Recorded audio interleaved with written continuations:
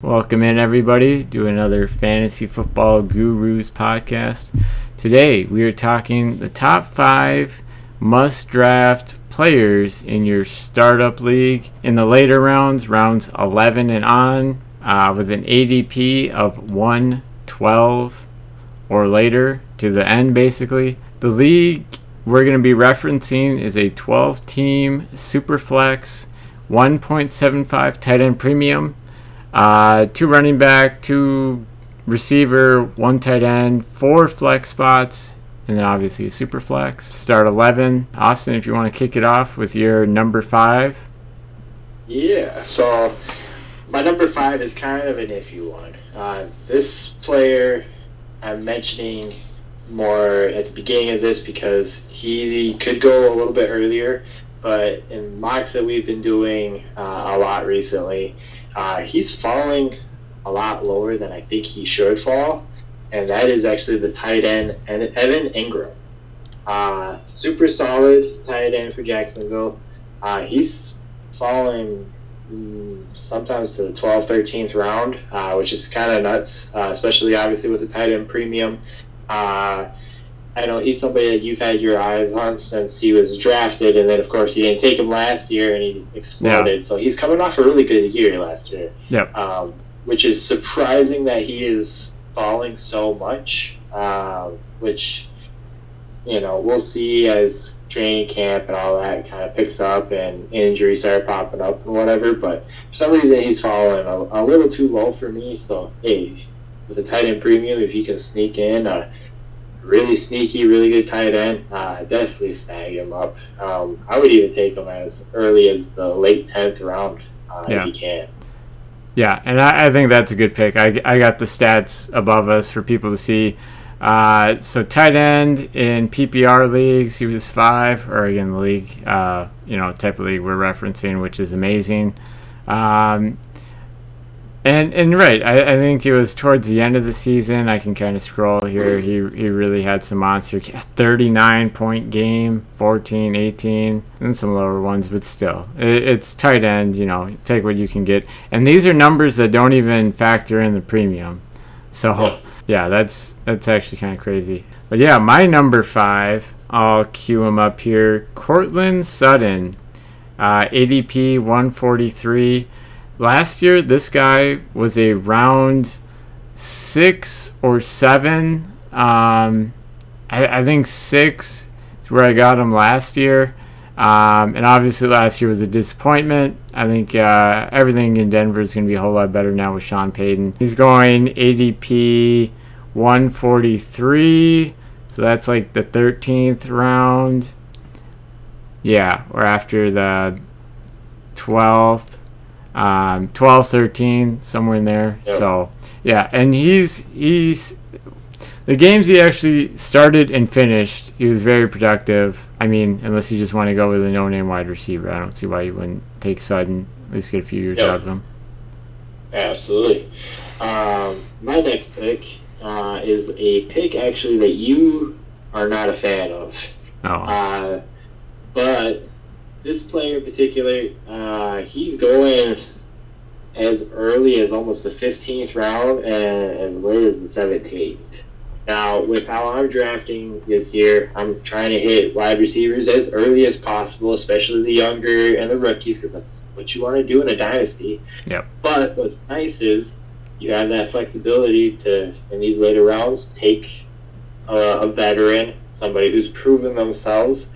This particular wide receiver, in any other year prior, he was around late 2 to early 4s.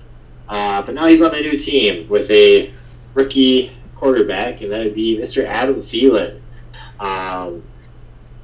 He's going to be the number 1 wide receiver, I believe, as the team kind of gets itself together once Bryce Young has had his kind of shock at being an NFL quarterback. And if Bryce Young is as good as he's supposed to be, Adam Thielen's going to be getting the ball. Now, you have to worry about health when it comes to Thielen a little bit, but even when he gets hurt, even like his bum shoulder last year, he played almost every single game.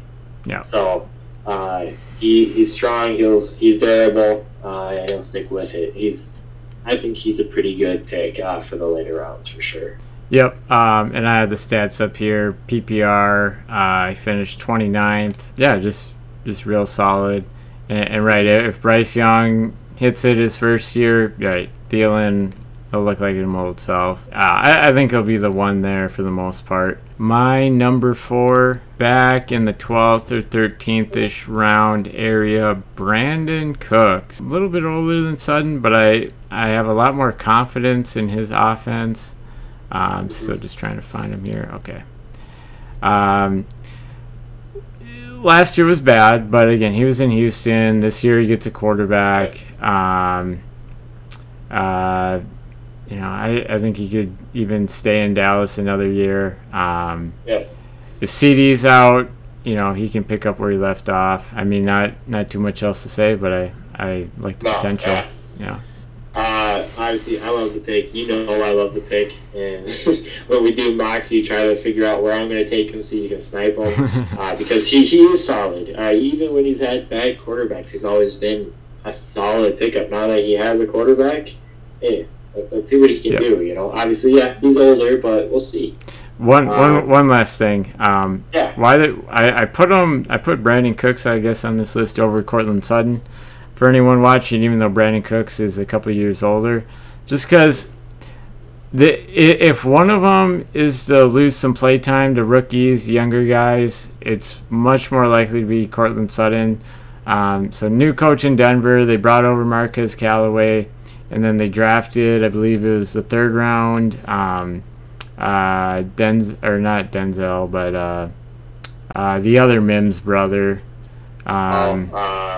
I can't think of his name off the top of my head. Starts with an M, I believe. Yeah. Marco, something like that.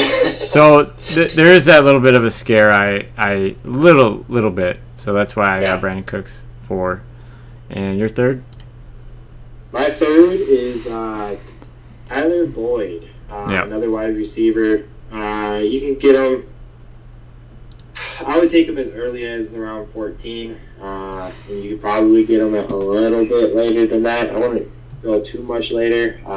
But the main reason I have him under Thielen, even though I think Tyler Boyd is a better wide receiver, is when Tyler Boyd gets hurt, he is hurt for a couple weeks, even if it's his stupid pinky like last year. Yeah.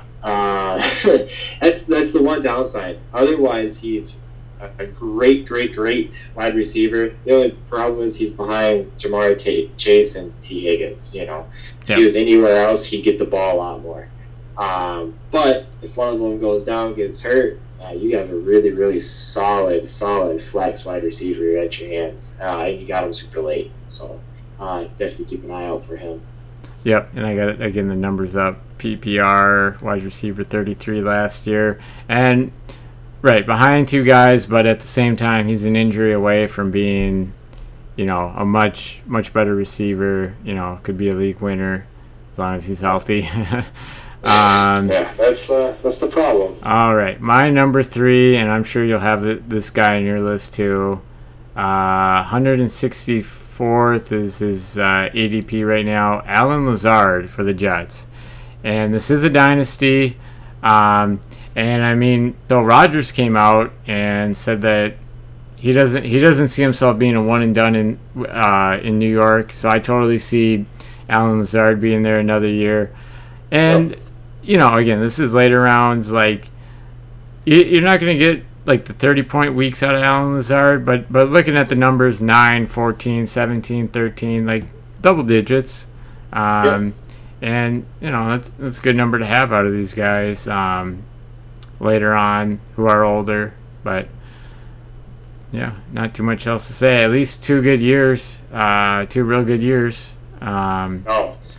He's definitely one of my sneakier picks for sure, and I can't believe he's dropping as much as he is. Granted, he's behind Garrett Wilson, and I think one other pretty solid wide receiver, but otherwise that's it. So he'll get his touches. My next one is kind of a tricky one. because this is going to kind of ride on an injury in particular.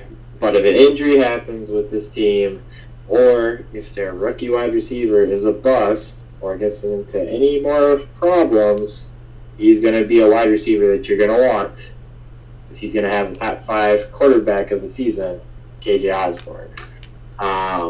You never know. They're covering JJ, 3 3 defenders at a time. If Addison can't do anything, if he pulls the Laquan Treadwell, then KJ is going to get his time out there. So keep an eye out for him. He's going as late as 17 and even farther down than that. So that's somebody you sit on. And you kind of hope Addison goes down, because that's going to screw over my teams. But or JJ, right. But he's definitely one of those where he's going to be the number 3 wide receiver, so he's still going to get snaps, he's still going to get points down.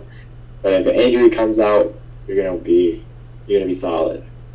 Yeah, and then too, if you're playing in a best ball league, he's also a sneaky pick, because he'll just have those weeks where he'll catch 1 or 2 bombs, and then he's scoring 20, 18, stuff like that. He's a guy to keep your eye on, if one of them's hurt, draft him. My number 2, another player for the Jets, all the way down, ADP 260, which is insane to me. Tyler Conklin. He was a tight end 16 last year, and this year he gets a big-time quarterback upgrade in Aaron Rodgers. He even played some ball here in Minnesota not too long ago. Caught a lot of passes. So I got a lot of confidence in him. Last year, he's kind of boom or bust. I think with Rodgers, the floor shouldn't be as low and shouldn't be a hit as often. And then they did pick up a tight end, but the guy's like 32 years old. CJ, who cares about his last name? I like Tyler Conklin a lot, especially in the super flex, those nuts weeks. I could totally see him finishing the season as a top 10 tight end. And again, you can get this guy 260. So what is that? After round 20, like round 22, 21, 23, that is just such a steal to me. And you're number 1. This one is a little bit of a stretch because he only had 2. Well, he had 3 good weeks last year. He's the number 1 wide receiver though for this team at this current time. And you can get him as late as round 20 and maybe even a little bit more than that. Paris Campbell. He is ridiculously low, especially if you're in a best ball league. He's one of the most perfect people to have on your bench, because when those couple of weeks come up, that'll be probably your number 1 wide receiver on the board that week. I think as long as Saquon doesn't sit, and Daniel Jones, apparently they're saying he's going to have some crazy year this year. Everybody's rooting for Daniel Jones. If he does, Paris Campbell's also going to have a really good year. And overall, I like him. He's always somebody I watch. Even though he has his really bad weeks, he can be pretty solid, though, at the same time. And, for round 20, you got to reach a little bit, so. Yeah, and actually, I wasn't really too aware of him, so it's good you brought him up. I got him on my radar now. Even in the latest news section, Paris Campbell to be featured piece. So I like that. Yeah, I actually got some confidence in Daniel Jones. I thought last year ended well. Even, it was against our defense, and he made it look easy, but still, they had a ton of injuries to receivers, so he's out there with practice squad guys like Isaiah Hodges, and still making it happen. So, no, this could be a real good pick, and then he could stick around a couple of years, only 26. But even though, when you get down to around 20, Age really doesn't matter. You're just hoping the guy just doesn't score zeros or get cut before the end of August, Right. It's also too like, when are you going to be down around 20 and you're going to get the number one wide receiver on a team? Just a wide receiver that starts. That too. You know what I mean? Like, yeah, just Right.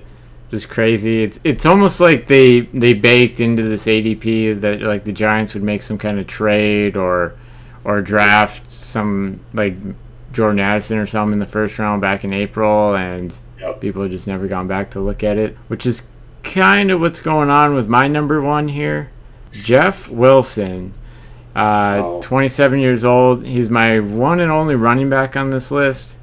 You can get him round 18-ish, 17, 19, somewhere in there. So again, it's like in these ratings, they are betting on, or these ADPs, they are betting on Dalvin Cook going to Miami, which I don't think is going to happen. I don't think anyone watching this should bet on that. Even if you do, whatever. This is around 18, 17 pick. You'll live. You can still win if this pick, is a bust. He gets hurt right away, whatever. The other running backs there, Raheem Mostert, 31 years old.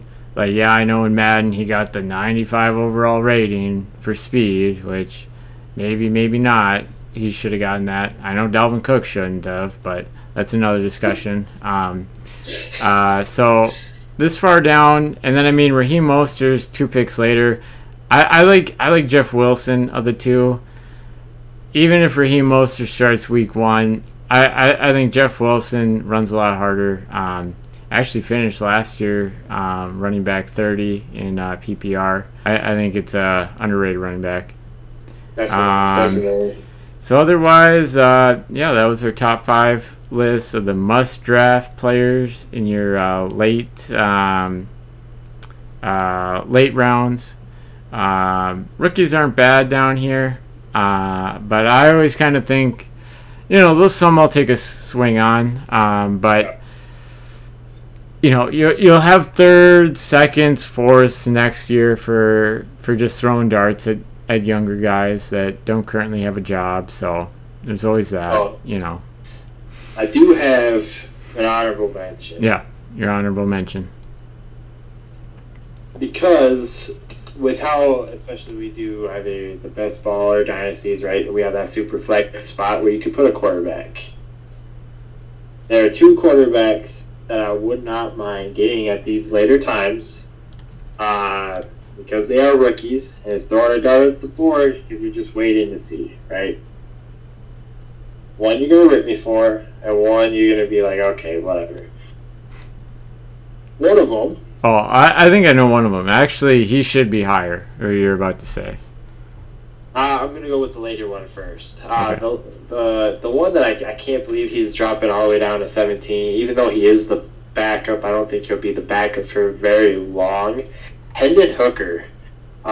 He's like 17, 18, and whatnot for the rounds, and I think that's a little low. I don't think he'll be a backup for very long. I think Detroit will definitely start him at some point during the season.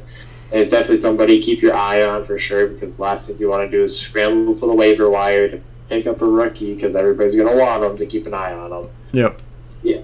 The other guy, no, Will Levis. He's going to start at some point during the season, and even though I truly do believe that he's going to be a bust, if he is there rounds 10, 11, 12, I think it is stupid if you do not pick him up, because he's still a rookie. He's going to start. The worst thing that's going to happen is he's going to be a bust. You just drop him, and then you go and pick up another quarterback next year, or what have you, right? I'd much rather spend a draft pick in the 10, 11, 12th on a potentially good quarterback than to maybe take a shot at a vet that only has another year or 2 left, Yeah. I'd rather vote on a rookie that I know is going to start at some point. That's my thought process. Even though I'm not a huge Will Levis person, I'm still going to take him, though, if he's there. The value's there. I guess follow-up question with Will Levis, since you think he's going to be a bust. Let's say his first game in the NFL, he scores 25 fantasy points.